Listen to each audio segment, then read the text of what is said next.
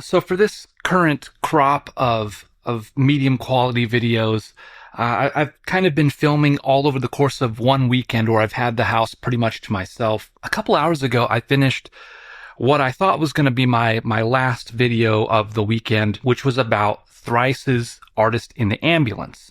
Put a link somewhere up here. And I was coming down off of that and thought, well, let's just sit down and listen to some music. And I wanted something that was going to be kind of a palate cleanser, something that would be as far removed from the youthful, heavy intensity of that album. And I found exactly the right album to accomplish that goal.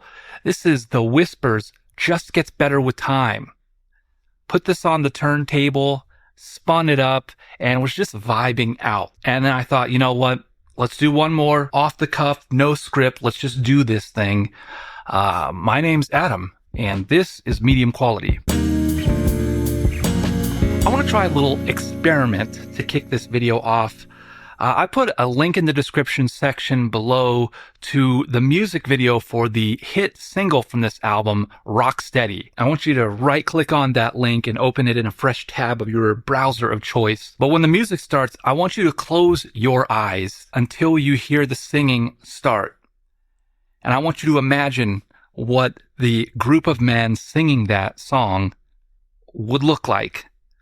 And then open your eyes and then come back into the comments and tell me if they at all look like what you imagined they might look like. Because for me, when I saw that music video, I didn't at all expect these dapper gentlemen to be steady rocking all night long. But there they were. This album came out in 1987, and this was The Whispers' 16th studio album. I mean, these guys were on it. I mean, I'm pretty sure Rocksteady ended up as a #1 hit on the R&B charts, and it's fairly uncommon for a bad song to end up at #1. And actually, I remember hearing Rocksteady on the radio and really liking that song. It's definitely catchy. It's an earworm for sure. But there are other really good songs on here. I like side 1 a lot. Gets off to a little bit of a slow start with I Want You, but the second track, Special Effects, is super good. I'm pretty sure that one was like the second single from the album.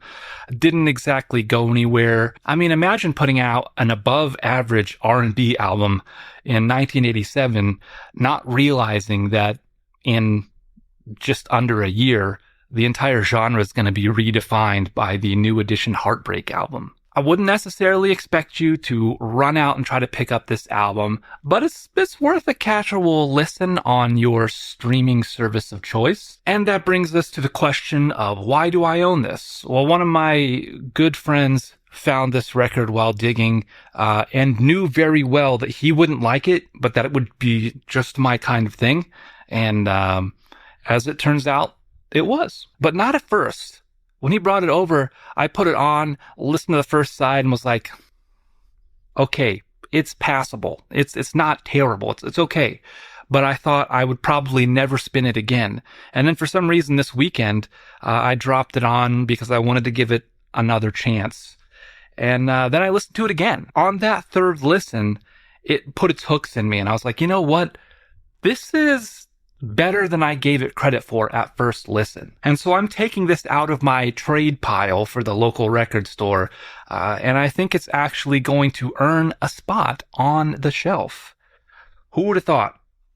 Who would have thought? That's going to do it for this video, guys. If you liked it, please give it a thumbs up. If you want to see more, feel free to hit the subscribe button. Until next time, keep spinning that good stuff. What a time to be alive.